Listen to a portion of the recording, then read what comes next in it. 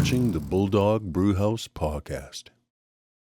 Hello, everybody. It's Steve Grover. Just after the Easter holiday, hopefully everyone had a good 4 days. Good Friday, then Saturday, then Easter Sunday, and Easter Monday, which is a holiday for lawyers because the courts are closed. So I had 4 days off, but I still came in the office on Monday and did some work to catch up. So hopefully everyone got a lot of Easter eggs and chocolate bunnies to eat. And we're back here for another episode of the Bulldog Brewhouse podcast. And I got a very special guest. I've known this gentleman for probably 20 years now, eh? Yeah, I think so. About Since I was 4 years old, maybe, hey? Yeah. Dr. Brian Knight. Hi. And Brian, how are you doing? I'm really good. Yeah? Okay. And obviously, I know you through a good friend of mine, Dr. Klasa. Yes. And I also met you through the Pain Society of Alberta. We're an annual sponsor every year, Grover Law Firm. It's great seminar. Last year it was in Banff at the Rimrock, and I know this year's coming up in Calgary. Mm-hmm. And so how was your Easter? It was pretty good. I actually worked on the election as a registration officer of the advanced poll in Canmore, which is something I'd wanted to try. And it was 4 12-hour days and quite busy, but I really enjoyed it, actually. Did anyone get out of control, like an Indian election, or no, there wasn't riots going on, and not at all. Like some countries? No, we had to direct some people to different polls, and we had to tell some people that no, you can't vote at this poll. But everybody took it very well. We had a 1 hour lineup on Friday, but everybody was really pleasant. Did you catch anyone trying to come in 2 or 3 times to vote over and over again? No, they have quite good safeguards against that. Yeah. Okay. Well, obviously, I know the election's coming up, but we're not here to talk politics. No, definitely. We're here to talk about fun stuff. And obviously, I know you, and your background is a doctor, and you're an anesthesiologist, correct? I guess was an anesthesiologist. Yeah. Okay. I'm retired now, although I'm still working. Well, and I find that very interesting because you knew my dad, but I don't think you really knew him. He was Dr. Grover. He was a general surgeon, and I know he was on call like a lot of weekends. Yeah. He like Friday at 3 a.m. get a call, and he'd go to the hospital. That was the old general hospital, and then they blew that up, and they moved him to the PLC, the Pierre Lougheed. Right. But I know he really depended on anesthesiologists to do surgeries, correct? Yeah, I mean, most surgeries you can't do without an anesthesiologist. Yeah. And so the history of that medicine has really come far with, putting people under. Yeah. I mean, I remember watching there's a lot of war movies, like in the 1800s, 1700s, like Civil War. I mean, people would have surgery and they wouldn't be put under. So where did the development of anesthesiology come into the picture of medicine, especially for surgery? Well, I think the first public demonstration of anesthesiology was in 1846. Okay. And there's still some controversy over who gave the first anesthetic, but I think most people think that Morton did it at the Massachusetts General Hospital, and there's a nice painting that's been picked of him doing the first demonstration. Mm-hmm. But other people have also claimed to have done the first, and there may have been other ones prior to that. Some people probably didn't want to publish because they didn't want to lose a competitive advantage that they had. Yeah, sort of like the secret sauce for Coca-Cola. You don't want to give that up. Precisely, yeah. Okay. Yeah. So I'm a historian. I don't know if you know that. I like history, and obviously I spent a lot of time in the U.S. I did like graduate school down there and law school, and you learn about the American Civil War. Mm-hmm. So when there's battles going on and someone gets shot or stabbed and they need surgery, what would they do back in the 1700s? Well, by the time of the Civil War, they would have discovered anesthesia. So I think they would have been using ether at that time. Okay. I think I got my wars. The American Revolution. The American Revolution, they would have been largely operating without anesthesia, and part of the most common operation they did would have been an amputation. So what do? You grab like a stick? They did it really quickly. Yeah. Really? Yeah. Okay. Very fast. Really? But the patient would still have the pain and everything? Oh yeah, they may have given them a shot of whiskey. They may have. Morphine hadn't been discovered at that time. They did have opium, so they may have got some opium. Yeah. Some other sedatives, including alcohol, and then they were just fast. They just cut really fast. Okay. And a lot of people would pass out. Well, a lot of people died. Oh, Yeah, a lot of people would die from infections and stuff Well, like that. infection was part of the most common. I remember reading somewhere that any wound greater than 2 inches in depth was inevitably fatal. Really? Okay.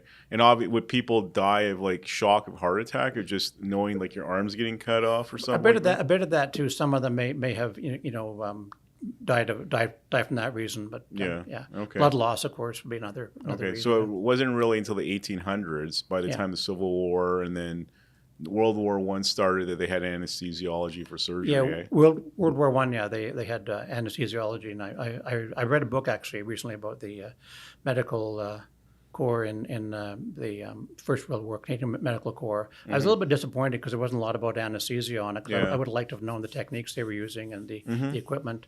Okay. Well, yeah, and I know medicine. My dad was a surgeon. I don't know if you know my sister, Dr. Maya Grover. She's a GP here in Calgary. No, I worked most in Edmonton. Oh yeah, You're an Edmonton Oilers fan, correct?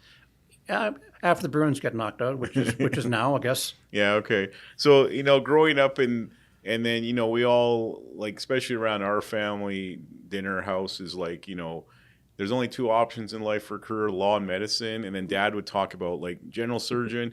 Yeah, Steve, I think I made a mistake. It's not sexy. I should have become a plastic surgeon. I heard that. And then you hear about dermatology. You hear about pathologist. Yeah. You hear about radiologist. But anesthesiology doesn't really come up in the conversation of being a per doctor. Would you agree with that? I agree with that. Yeah, it's something that I never thought about when I was going into medicine. Okay. Yeah. And what was the attraction of you to become an anesthesiologist? Of all the specialties out there, like a general surgeon, even a family GP, what was the attraction for that? Well, actually, when we took pharmacology in medicine, this makes such a great deal of sense that the lectures on the anesthetic drugs were actually given by anesthesiologists, and they were really good. These guys seemed to be really good guys. But we also had some exposure in our third year to a fellow named Kenneth Layden who taught us, and it was very inspirational. And I got to do some time in fourth year as well. But actually, between second and third year, I did my rural doctor elective, and I went to Castlegar, British Columbia, and I worked with some GP anesthetists there, and they showed me how to intubate, and I thought this is really neat, and that went on. But I didn't go into it right away. I went into became a GP right away, and I was at that for 3 years. And how did you like being a family GP? I hated it. Why is that? Yeah, I don't know. It just wasn't for me. I wasn't good at it, and Yeah. I didn't. It took me 3 years to realize I wasn't very good at it. And I didn't like it. I didn't. It just wasn't for me. Yeah. So I went into anesthesia instead. Yeah. I find family GP, you have to have, I mean, you've seen a lot of patients come in. You get some people that ask for drugs, and I remember my dad's script got stolen one day, and that was a big thing. My dad came back, called the CPS, and then they found this guy, and he was trying to forge my dad's signature at the pharmacy, and they called the cops on him. And so I know it can be kind of hectic. And then you made the change into anesthesiology. Yeah. And it was just something you found interesting, eh? Yeah, I think it was something I did, and friends of mine used to always say when I was a medical school intern, you're going to go into anesthesia, and I just didn't, maybe to spite them. But it just seemed like the right thing. I think within a month of starting my residency, I knew that was what I was born to do. Okay, and why did your friends think that you're going to be anesthesiologist? Well, I was interested in it. I talked about it a lot. Okay, but I think the idea of doing another 4 years of training just was too off-putting for me. You're only 25 years old, and they want to add, be a resident for another 4 years. Very difficult. Yeah, exactly. Okay, and what was the attraction becoming a doctor? That's a hard one, actually. I guess I was thinking about that because I knew you were going to ask me this, and I decided I was going to go into medicine when I was 15. And so I directed my studies towards that. Went into sciences and took the right courses in high school. But of course, there was no guarantee I was going to get into it, right? Because but I actually was quite lucky. I got in on my first crack at UBC. It was the only school I applied to, and I got in. And I don't know. I had no idea what doctors did. I have nobody in medicine in my family. My mother's a nurse, but she hadn't worked since the early 1950s. Yeah. And Okay. so, it was, I went into it very blind. Okay. Well, we got something in common because Maya, my youngest sister, she's the doctor, Right. and she went to UBC Medical School too. That was her dream school to go to. Oh, yeah. Okay. Yeah. And then I remember she applied for residency, and they have the residents. If you're a resident of BC, you get priority. Oh, So she yeah. had a problem getting in BC, but she automatically got into Calgary and Edmonton. There was a little drama there. I won't Okay. talk much about it because, she loves Vancouver. Yeah. And, Kitsilano. And I went to high school on the island. I don't know if you know that. No. And I like BC, but the island from October to March, there's this low cloud cover, and you don't see the sun for like 8 months. It's really hard to live there. Yeah. Yeah. Well, at the time when I was in medical school, you could intern in 4 places in BC, Royal Columbia and St. Paul's, and the 2 in Victoria, the General and Jubilee. And I just decided that, I would rather go somewhere else and get my first choice. So I went to Halifax Oh, okay. and interned in the Dell program. Okay. I always intended to go back to BC, and Yeah. Never So were you raised in BC? I was raised in Victoria. Oh, okay. So you would know. Do you know where Shawnigan Lake is? Oh, yeah. That's where I went to high school. Yeah, I remember there was school there. Yeah, so that used to be the bad boy school in the 80s and Yeah. 90s. Now they cleaned up their act and they have this big super hockey program and Yeah. rowing program, and they get all these smart people to go. It's very expensive to go to. Yeah. And I don't think I appreciated it, but now looking back, it was good to go. Yeah. I know people that have gone there. Yeah, there's Brentwood and St. Michael's. Brentwood, yeah. yeah. Okay. So Victoria's a gorgeous city. So what made you spawn to come to Alberta? I mean, you're leaving like paradise in Canada. Well, it was a very circuitous route. Yeah. It's hard to say this when because there's a big shortage of anesthesiologists now. But when I finished my residency in 1990, there was a glut of anesthesiologists across the country, and there were no jobs. So I worked in Fredericton first, New Brunswick. New Brunswick, Yeah. which I really liked actually. Yeah. But times were tough there with the government. They were constantly cutting. Yeah. So I got offered the job in Edmonton, Okay. and of course then they started cutting in Alberta too. Yeah. But I was not able to get a job in BC really until into the 2000s, and by that time kids were in school, and I had a you're already house and I set. was settled. Yeah. Oh yeah, I remember that. Yeah. We grew up in Calgary, and then my dad, he had his license for BC too. Yeah. And I said, why don't we move to Vancouver? And it's like, okay, well, Steve and Lisa, that's my oldest sister. Like, okay, we're already established here in Calgary. Yeah. I'm not going to pick up in the 90s and just flip over to Vancouver and start all over again. I mean, it's easy to restart, but it's just hard to move the whole family. Yeah, it was. Yeah, and that's what I thought about. Yeah. I had a really good job offer in BC in the mid 2000s, and I just thought about it, and I thought about my kids, and I thought they're going to have to change schools, and that might really mess them up. Yeah. Might not. No, BC is a beautiful province. I love BC. I mean, honestly, I agree. It is beautiful, British Columbia. Like, if you go through that province, all of a sudden, like, I don't know if you've been through the Kootenay areas. Oh, yeah. It's gorgeous. I love there. the Kootenays. Yeah, like, where's Kokanee brewed again? Oh, Creston. Creston, yeah. My I like mother grew up Creston. there. Okay, I like Creston because Yeah. we usually sponsor a Ducati motorcycle ride and okay. the Triumph ride, Yeah. and we go to Nelson. Oh, yeah. But that's just beautiful country there. You take the ferry across to the other side, and the riding's just gorgeous. Yeah, The Kootenay Pass. I biked there actually. Yeah, and you're a big bicyclist, Yeah, eh? yeah. Okay. And then so you obviously you did some residency in Dalhousie, you said? I actually did my internship in Dalhousie, and Okay. then I one of my dream was to become a GP, and which you used to be able to do after 1 year. Yeah. So I worked first of all in Moncton, New Brunswick, and then Chatham, New Brunswick, a little bit in Guysborough, Nova Scotia. Yeah. Then I went back to BC, Yeah. and again, we talk about there's a shortage of GPs now, but there wasn't then. There was actually a glut of GPs. I seen across the country really, and the government was into restricting billing numbers, which meant as a GP you couldn't work on Vancouver Island, south of Campbell River, anywhere in Vancouver, Fraser Valley, Okanagan, Kamloops. So you were kind of restricted in where you worked, and that made it very difficult to start off. Yeah. Yeah. Okay. And then obviously, something interesting. So you're in Nova Scotia, New Brunswick. I'm actually licensed as a lawyer in New Brunswick and Nova Scotia. Right. And Halifax is nice. It's kind of growing city now. Halifax was it was a fun place. It was a party town. One more year they would have killed me. Oh, really? Okay. Okay. Yeah. I like downtown Halifax. Oh, I loved it. Yeah, I spent way too much time And there. Digby's nice. You ever been to Digby? I had never got to Digby actually, although Okay. I think we stopped on. At one time we flew back from the States and we landed in Digby and changed planes to go to Halifax. Okay, yeah. Digby's the scallop capital of the Yeah. world. I don't know if you know that. I didn't know that. Oh, no. yeah. Yeah, it's Okay, nice. well, And that they was have a great. big motorcycle rally every Yeah. year. I was there last summer. Oh, yeah. It's beautiful. It was raining a couple days, so the weather wasn't that great, but great seafood. The thing that I like about Nova Scotia and the Maritimes, just really nice people, laid Yeah. back. Yeah, It's they are, yeah. not Yeah. stressful. They just enjoy life. I mean, they do like their beer and their hockey. Two of the best hockey players in the world are from Nova Scotia. Yes. Yeah, you're right. Crosby and McKinnon. Yeah. Yeah. So what has happened with the medical community where there's just this been shortage of doctors in Alberta, in Canada in general? What has happened in the last 10 years? I think that there's a number of reasons. I mean, there's actually more doctors per capita than there were when I came out of medical school. But I think it's just the patterns of practice have changed.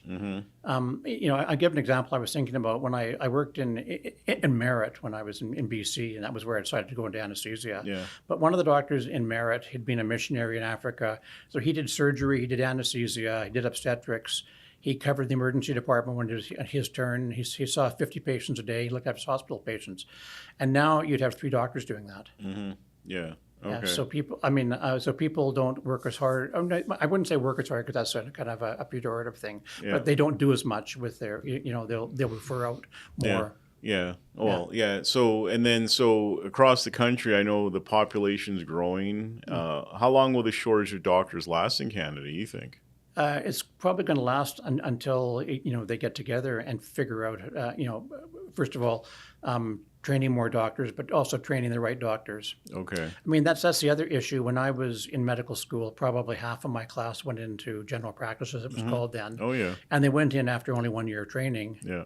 Whereas as now a maximum of 20% of postgraduate positions are for family medicine, and they're not filled, Okay. and it takes 2 years. Okay. So you're training fewer people, really. So there's not been this attraction to be a family doctor anymore? Well, I mean, even if 100% of the medical school wanted to go into family medicine, Yeah. only 20% of them Could could, go because that's the number of residencies they have for it. Okay. So they have to increase the residency I think pool. they have to increase residency, and which is going to mean some people might end up having to go into family practice that aren't really happy about going there Yeah. because they wanted to go something else. Yeah, exactly. But, yeah, okay.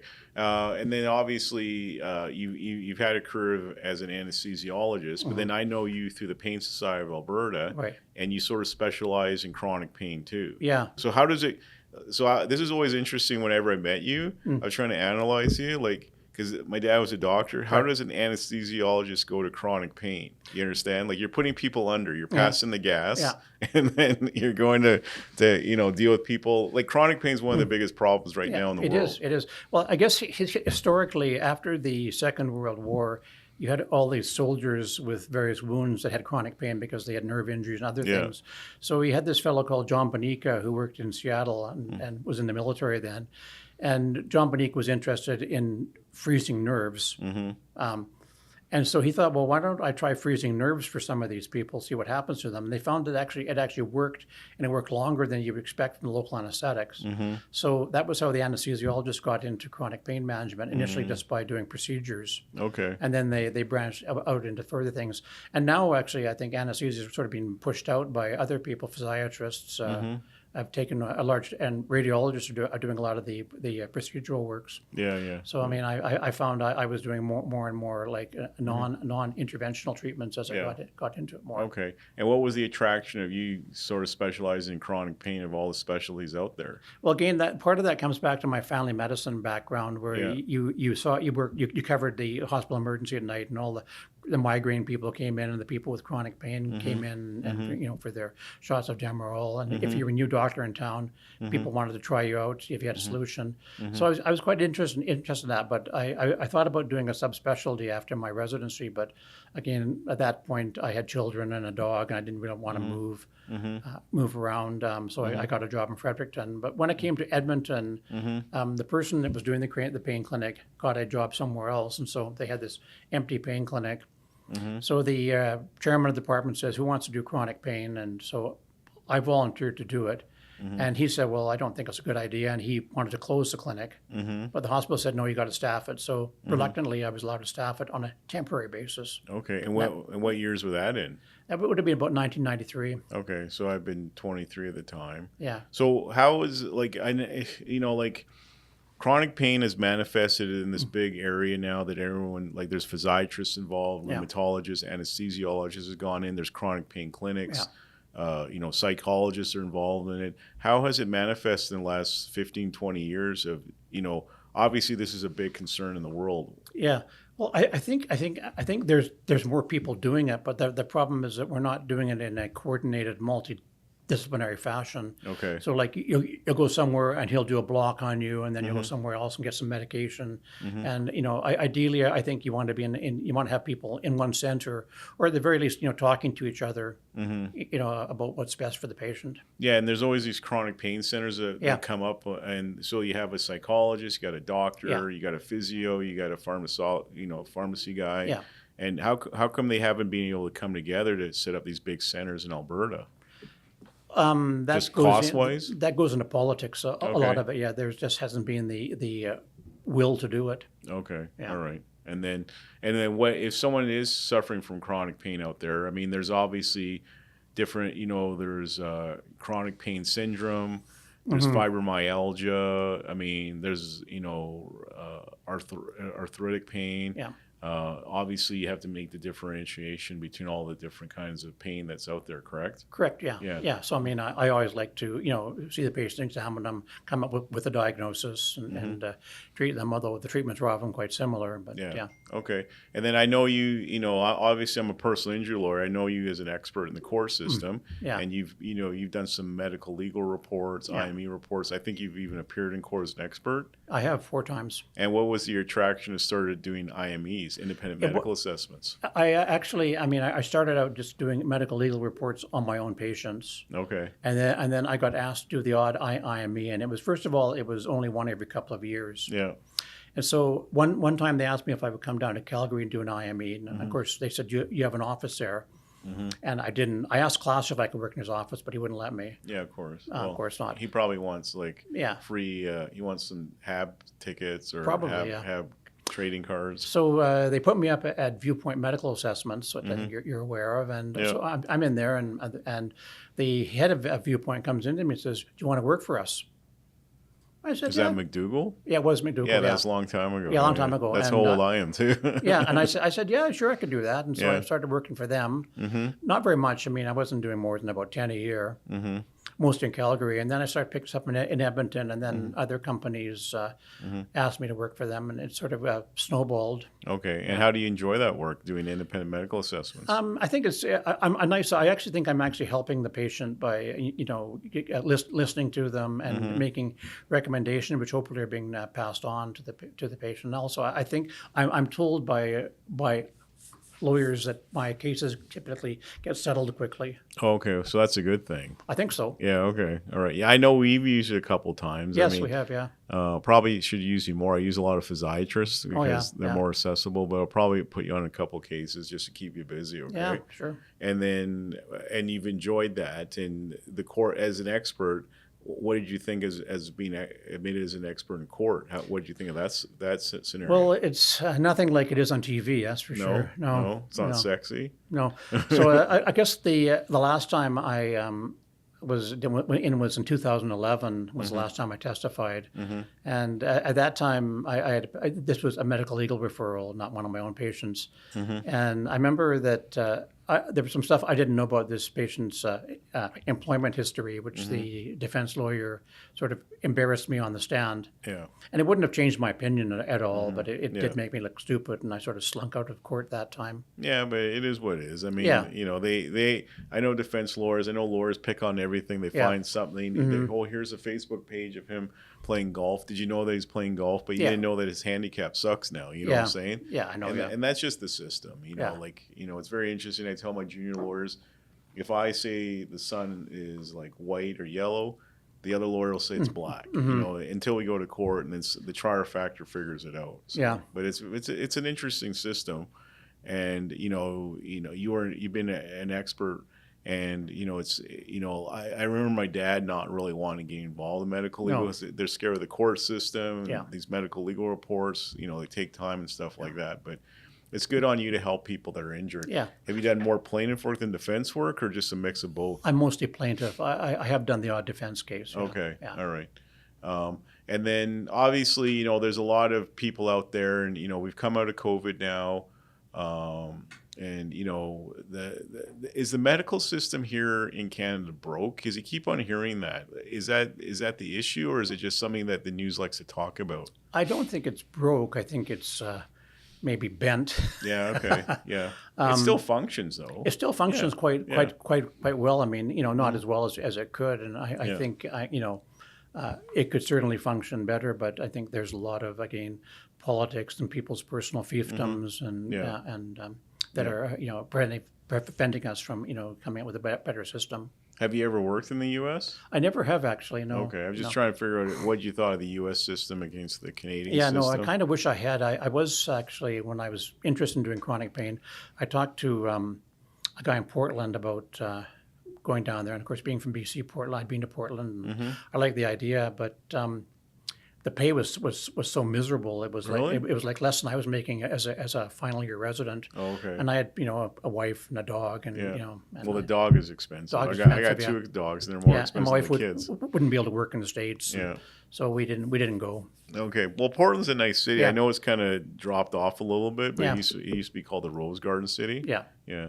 And for anyone out there that's looking to become a doctor nowadays, what is your advice to someone that's, the next generation of doctors coming up, and they're graduating high school or going through college right now? What would you recommend them doing? Or would you recommend this profession at all? Oh yeah, I would. I still think it's been a great profession to be in. I mean, Yeah. I've done it for 40 plus years, and sure, it's got there's good days and there's bad days, just Yeah. like there are raising children. Oh, yeah. Yeah. Well, there's good days when your car breaks down, and Yeah. there's good days when you go to Banff and you enjoy the drive out there. Yeah. Skiing, you have some great days, you have some bad days. Yeah, exactly. And then regarding, I saw an article just a week ago, Bill Gates came out and says, well, there's a shortage of doctors in America, and AI, artificial intelligence, will fix that in 10 years. What do you think of that theory? I'm not convinced of that. I think they could streamline it, and I think it could be a tool that we use. Okay. Yeah. Yeah.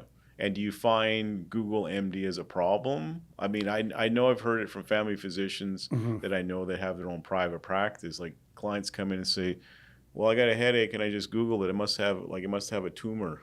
You know what I'm saying? I probably don't see that as much because Yeah. I was a specialist and a subspecialist. Yeah. So I mean, you see it a little bit, but probably not as much the family doctor does. Yeah. Yeah. Okay. So Google MD is not a big issue in your No, office. and in fact, I often Google things. Often Okay. a patient comes in, I don't know something. They say, I've got this condition, and I've never heard of it. Maybe I slept into that extra medical school. Yeah. Yeah. And so I look it up, and Yeah. yeah.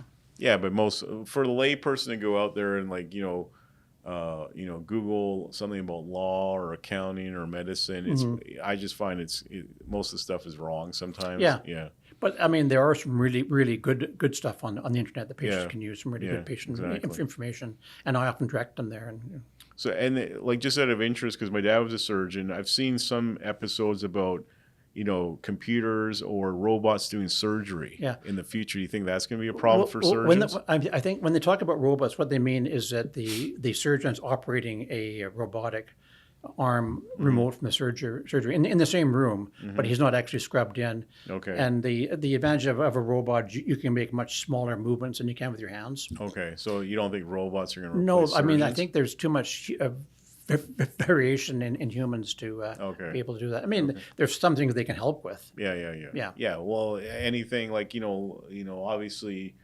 moving forward in the last 20 years of me being a lawyer, the advance in technology has helped us, our office, be more productive. Yeah. I mean, it's caused more problems because when the network goes down, then no one can work. You know what I'm saying? Then you got to call the IT guy in. I agree with But, that. you can get documents produced faster. Photocopying goes faster. Emails go faster, so it's efficient.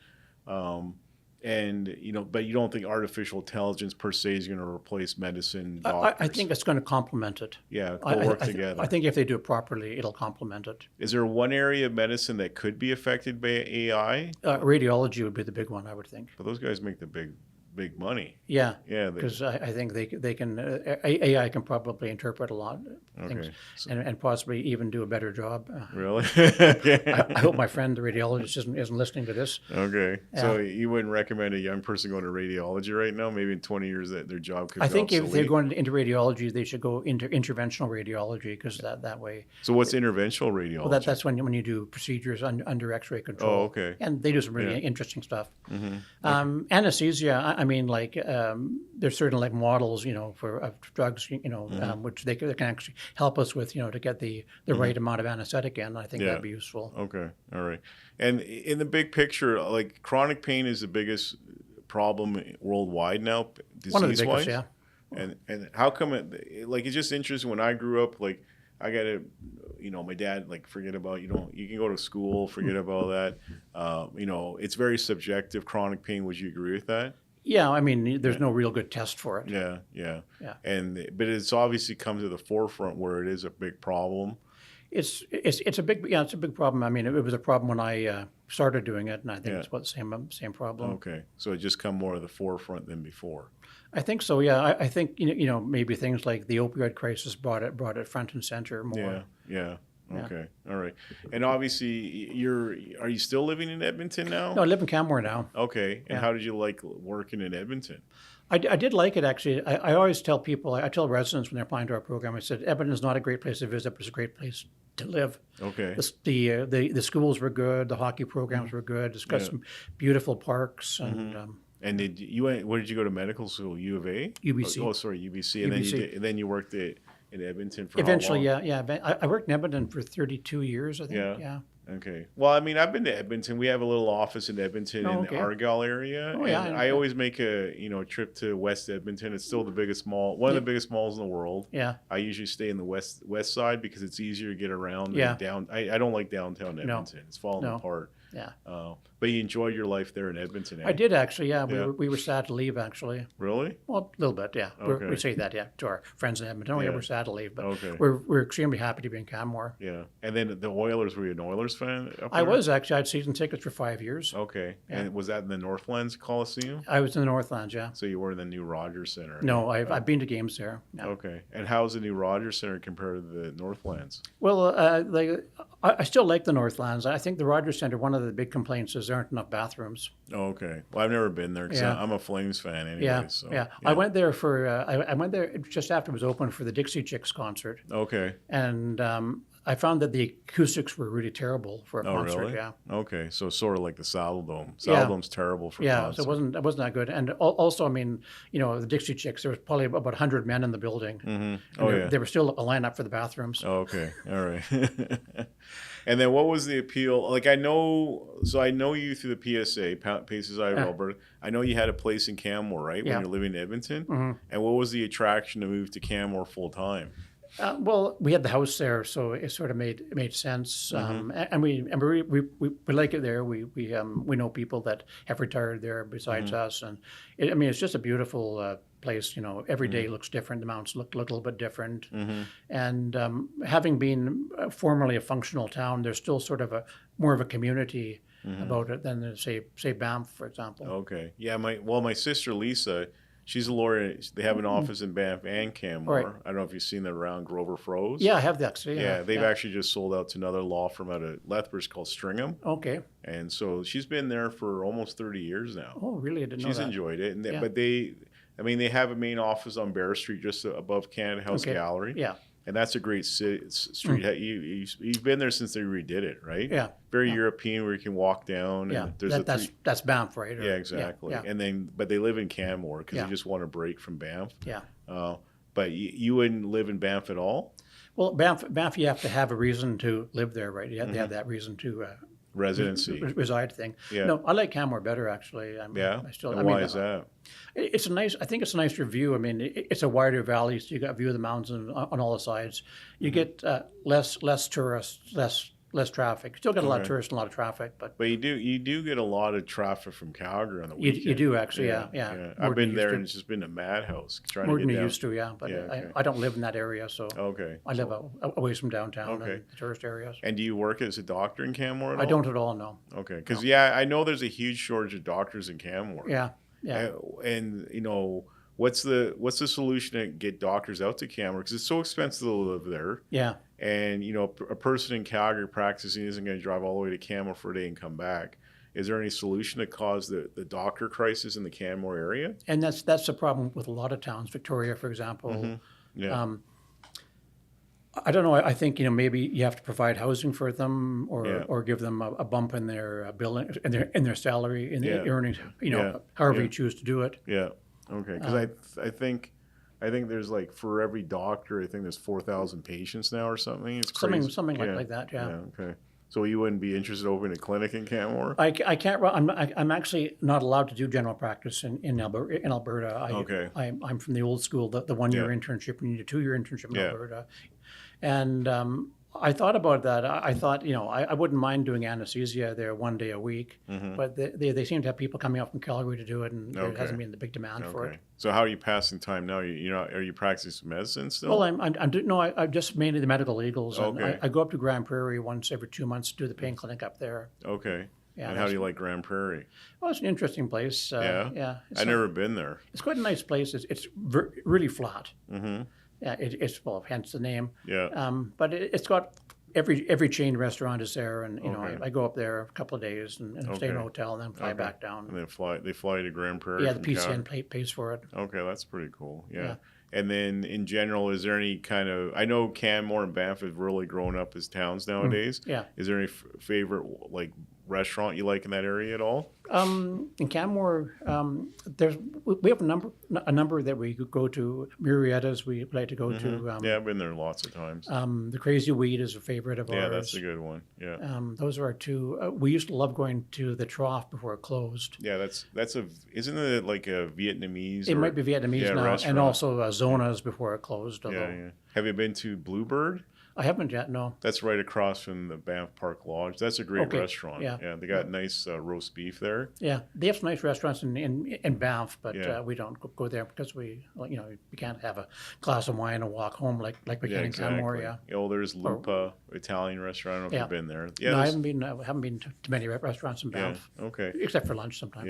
Yeah. So the medical system is not broke. It's doable. Yeah. But we definitely need more physicians in this Yeah. country. I think one of the big problems with the medical system is they've got to plan better. They got to be planning not on a single year budgetary cycle or an election cycle. They got to be looking at 10 years. Because like if you're going to say train a certain type of specialist, say like you're training an anesthesiologist, the anesthesiologist you're training is already in first year medical school right now. Okay. But All so right. you have to be thinking that far That ahead. long term. Are they ever going to think that long ahead? No. No. This is the way it is, eh? Yeah, I wish they would. Yeah. Yeah. And then obviously there won't be obviously we do get a lot of foreign trained doctors Yeah. here in Canada. They're trying to find residency. Yeah. Is that the solution to bring more of those in or no? I would rather see them opening more spaces for Canadians. Yeah. Yeah. So expand the medical schools Yeah. in Calgary, Yeah. U of A, Yeah. Dalhousie, UBC, all Yeah. those schools. Okay. I think the international medical graduates, as we like to call them, I think some of them are highly trained, very skilled doctors, Yeah. and some of them are not very highly trained and skilled doctors. And the problem is finding who is who. Okay. And have you found the education? So it's been quite a cross reference of international doctors coming in. Yeah, yeah. Because if someone goes to university in Canada, you know exactly, you know roughly what the standard of the medical school is. Likewise, the States, say Britain, the same sort of thing. Yeah. Okay. Australia, New Zealand, you know what you're getting. Getting, Other countries, they have various levels of medical schools. They have really good ones and they have not really good ones. Okay. All right. Cool. Yeah. And then obviously with Canmore, it's really kind of like a casual recreational city. Yeah. I know there's a lot of Europeans are buying places there. I know the prices of housing's gone through the roof. Would you Yeah. agree with that? Yeah. Where do you think housing's going to go in Canmore? Keep on going through the roof? Oh, I think that I keep on wondering if there's going to be a point where people say, "Look, I don't want to spend that amount of money Yeah. anymore." Okay. I mean, I know what my house is worth. I'm not going to boast about it, but it's absurd, given what Oh, we yeah. paid for it. Oh yeah. Yeah. But is there any solution in the long term, or is Canmore just going to keep on going up like Vail, Colorado, and Banff?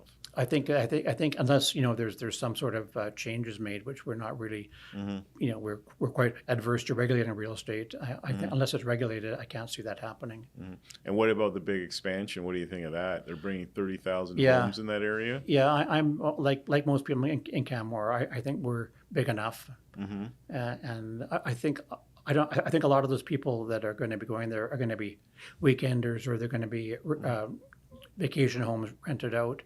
So it's not really going to do much for the town. Yeah, but the population is going to explode, isn't it? It is going to explode. Yeah, it's going to be a much bigger town. And so, do they have the infrastructure to support that? Well, the town wonders about that, Yeah. and in fact, the town says what we need to support that population, we have to have more businesses, and most of that is going to be zoned residential. So you're going to have this huge residential population without really the infrastructure To support it. Yeah. Okay. Yeah, and we live on the west side of town, and I know Lisa lives out there, and my parents had a place in Canmore. I mean, I enjoy going there, and then after a while, I got bored of it. Yeah. It's sort of like I have friends in LA and say, "Well, you must be going to the beach every day in LA," and Yeah. they look at me and say, "Steve, you must be skiing every day." No, I don't. You know what I'm saying? So it's kind of relative. Yeah. You know what I'm saying? Yeah, I mean, like I live there. I have things I have to do. Yeah. I have a house, and I'm still doing. I work on medical legals a lot when I'm out there. 'Cause, Yeah, it's a nice area to live in. Yeah, Um, and I've sort of been laid up in skiing for the last few years. 'Cause I had a hip replacement, oh, okay. so I'm hoping to maybe start next year. Okay. The weather, this wasn't a great winter anyway. It was No, it was a winter to miss, actually. if you're Yeah, it gonna was a ski. dry winter, wasn't it? Yeah. Okay. So obviously, you're in medicine, you live in Canmore, you do medical legal reports. We talked about that. Obviously, recreational, you touched on biking. How long Yeah. have you been bicycling for? Well, I think I first rode a bike when I was 8. Okay. It took me a while. Yeah. I was, but yeah, I sort of got more serious about it in Edmonton when we moved. When I changed hospitals, and I decided I was going to ride to work, which was going from Old Strathcona to the West End. So it was a good bike ride. So I started riding, and then I started buying better bikes, and I started meeting people that were more serious. And, Okay. So is that a passion of yours? I wouldn't say it's a passion. Not because I know people that are way more passionate than I am about it. Yeah. But I always say I'm not really a serious biker. But then I have 6 bikes. Okay. But you enjoy it for the recreation. Yeah, I just like the recreation. I Yeah. don't do it fast. I don't do anything. There's things I know I can't do. That I would never try doing. Okay. And then So- obviously you mentioned skiing. You've been laid up with hip Yeah. surgery. And Yeah. how long you been skiing for? Well, I learned to ski as an adult. So I was 26, I think, when I first skied. Okay. So I was never. I was never really that good at it. But I enjoyed it, and then as my hip got worse, I stopped enjoying it. I enjoyed it less. Okay. But I'm going to maybe try it again next winter. So when you're in Edmonton, would you go to Rabbit Hill for skiing? No, never. No. I keep on No, seeing that no. sign. No, we had the house. We had the house in Canmore from Okay. early on. So we would leave on Friday afternoon, ski Saturday, Sunday, drive back Sunday night. Okay. And that's a 5-hour drive, isn't it? 4 hours, yeah. 4 hours. Yeah, That's- we didn't do it every yeah, weekend, but yeah. just about every other weekend. Yeah. No, I love Banff. I Yeah. love Canmore. I mean, it's so close. Like, we're 45 minutes from door to door to Yeah. Canmore, and Banff is nice too. I mean, but you do get busy in life, and, sometimes you can't get out there. It's gorgeous to go out there. It's a beautiful part of the world, pretty Yeah. much. Yeah. I mean, I know Europeans and Australians love it. Oh, yeah, They go crazy about it. But when you're talking about skiing, and when you ski in the Banff area, what was your favorite resort to go skiing?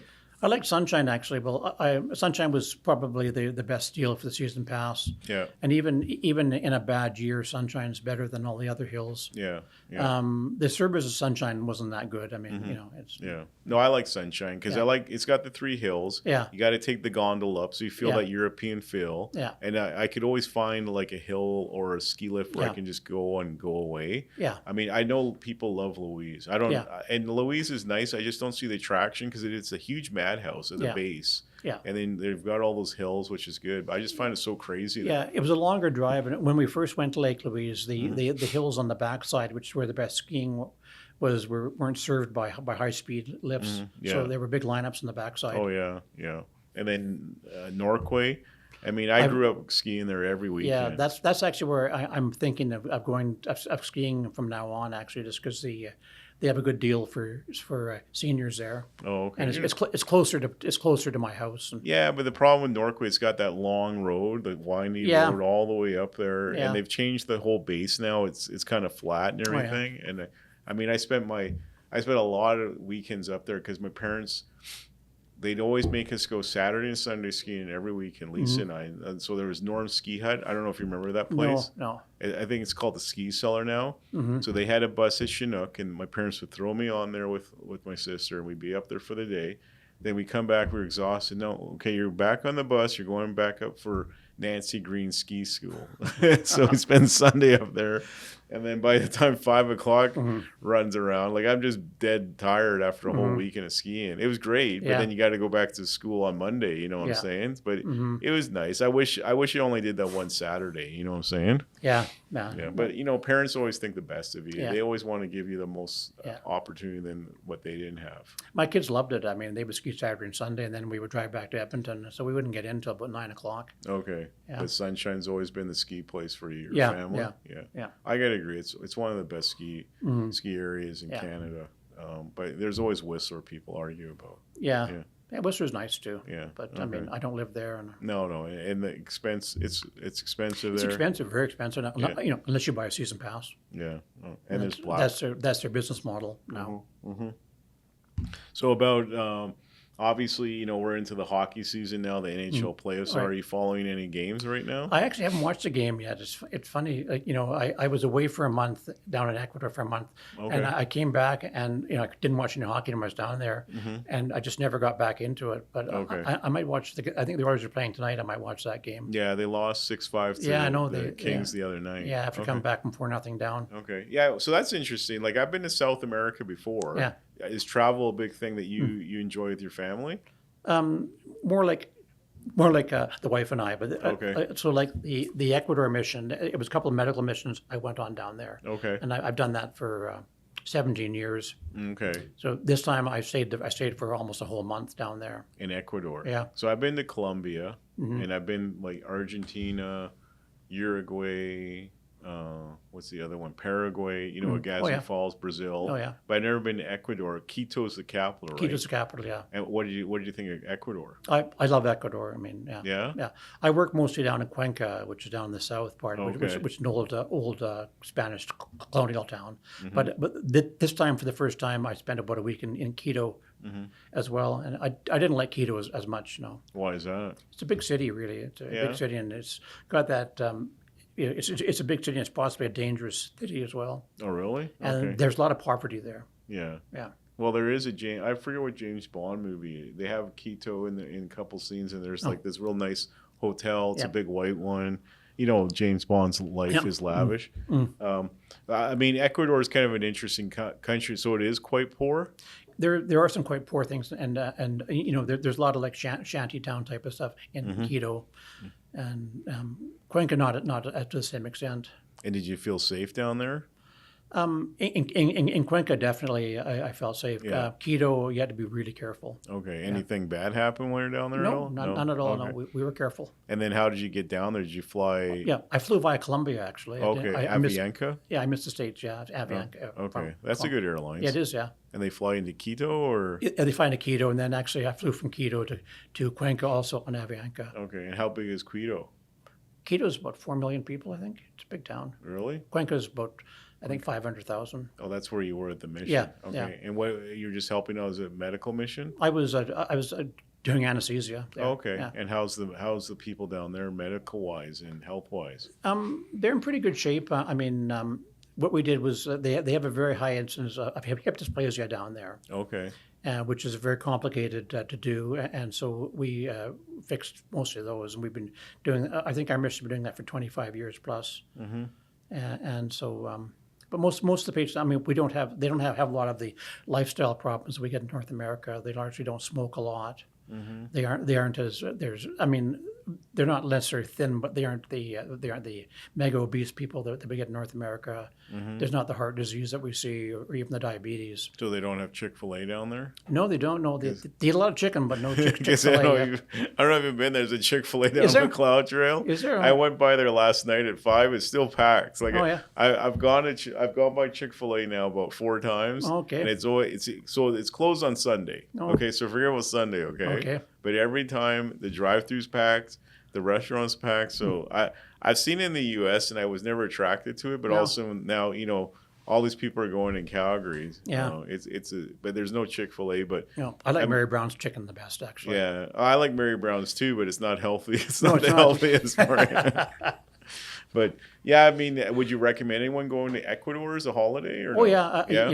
you can do the Galapagos, which is part of Yeah. Ecuador. Yeah. And there's jungle, there's mountains. It's got everything basically. Yeah. And we did Machu Picchu, which isn't in Ecuador, Yeah, it's in but Peru. we did that as part. And of how our did you trip. like Machu Picchu? It was magical, really. I mean, Yeah? we didn't hike in there. We took the train Okay. and took the bus up top. But it is a really magical So place. I've been to Peru. I've been to Lima for a day or two. That's about it. Just Yeah. because that city's crazy. It is, yeah. They have those little kids called piranhas. Yeah. Have you seen them? Where they No, 4 or 5 of them will attack you at one time to get your wallet. No, we were only in Lima very very briefly. Yeah, actually. but very nice people in Yeah. general. But yeah, so you would recommend me going to Machu Picchu once in my life, eh? Yeah, I Just think so, checking yeah, it out? yeah, Okay. yeah.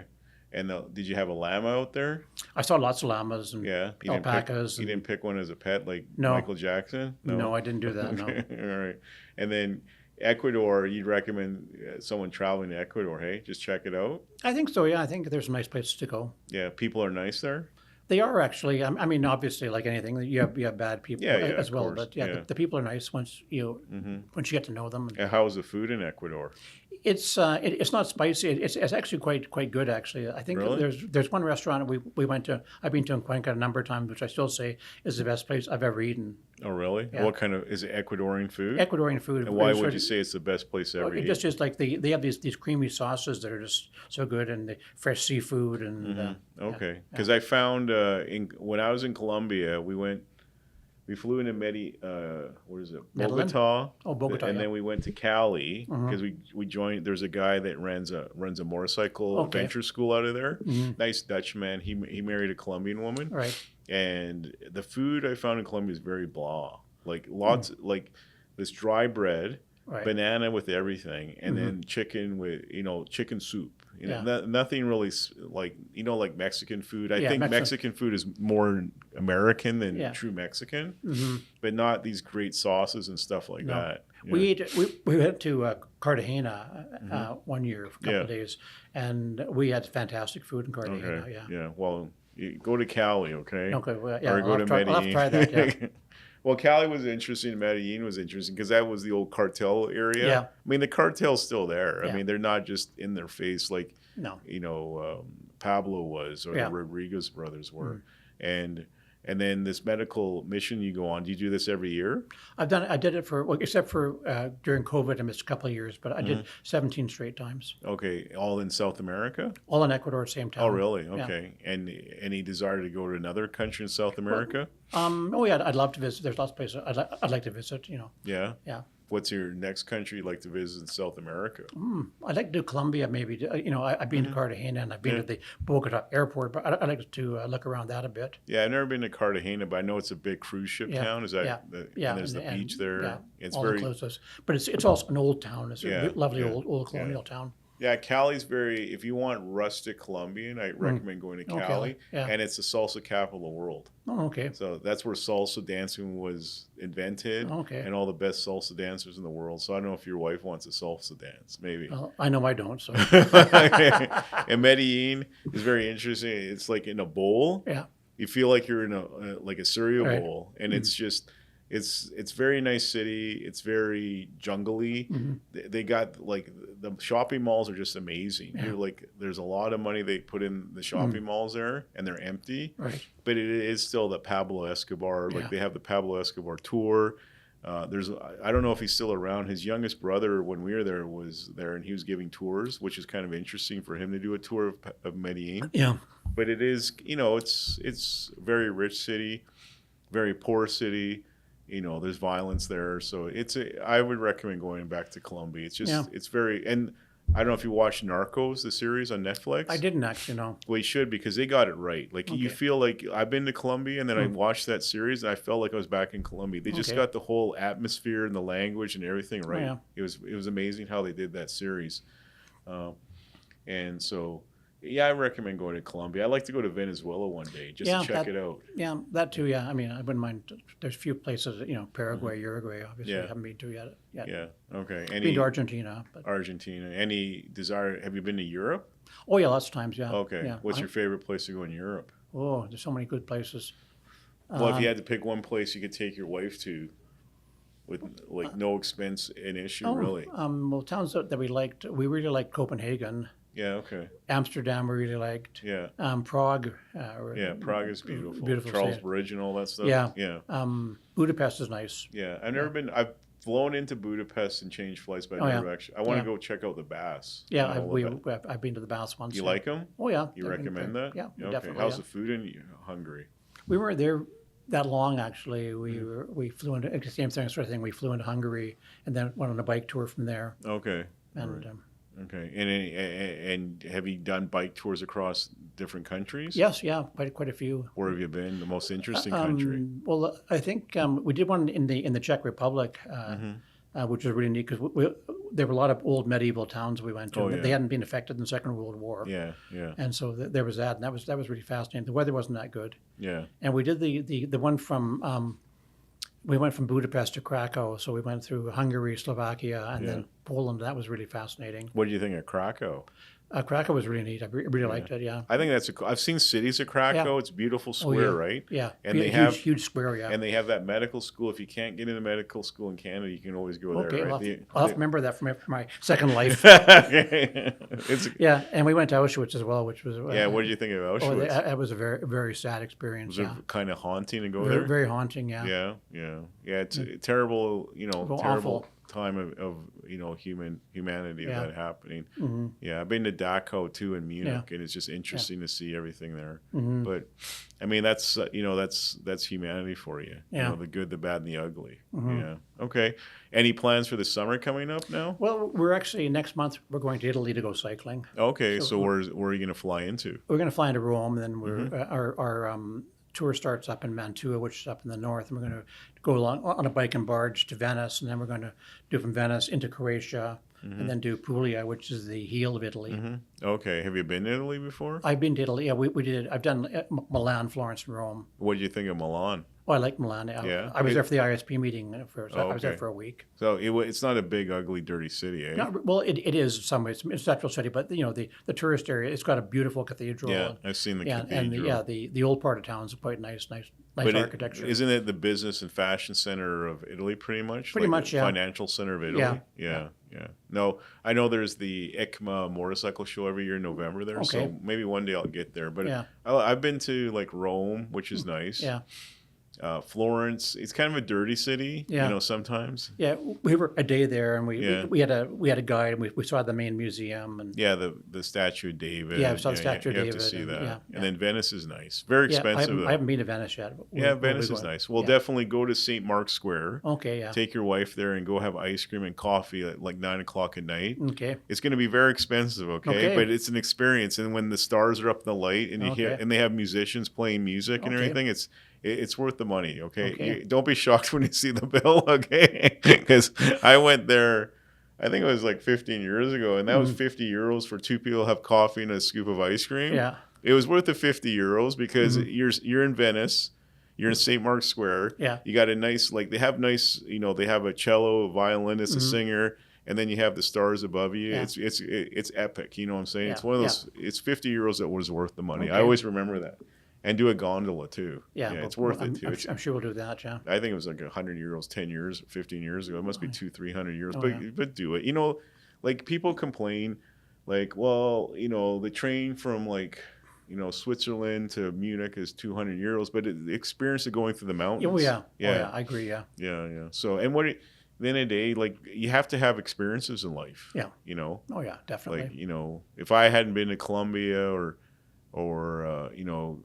lived in the U.S. or been to Canmore, I think this would be a very, very boring podcast for me to interview, right? Correct? Definitely. If I didn't know anything about medicine, No. we'd have nothing to talk about, right? It's pretty much, yeah. All right.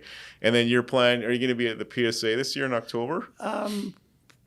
Maybe, but probably not. It's, I'm sort of, drawing back from it. Yeah. You were there last year, weren't you? In I was Banff? last year because it was in Banff, and I Well, thought, of course, you can't miss Banff. and I needed the CME points. And, Yeah, but Rimrock's gorgeous. Yeah. I mean, they are renovating it now. Are they? I didn't know Yeah, that. Accor, the company that bought Fairmont, they Oh, yeah. bought it. Okay. And supposedly they're gutting the whole place now, and they're going to make it really nice. Okay. It's still beautiful. Still a nice place, yeah. But this year it'll be in Calgary at the BMO Center. Oh, maybe I'll come. I don't know. Well, we'll be the main sponsor again. I already talked to Sylvia, and we like being there and Yeah. helping out the PSA. It's a good cause. You get a mix of like physicians, pharmacists, Oh, yeah, it's really, really dentists, physiotherapy. So hopefully we'll see you there in October. Okay. good. Okay.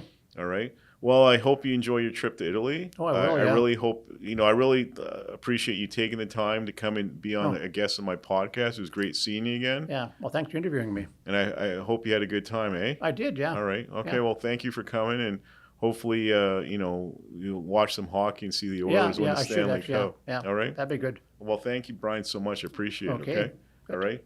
And all my viewers out there, thanks again for tuning in for another episode of the Bulldog Brewhouse podcast.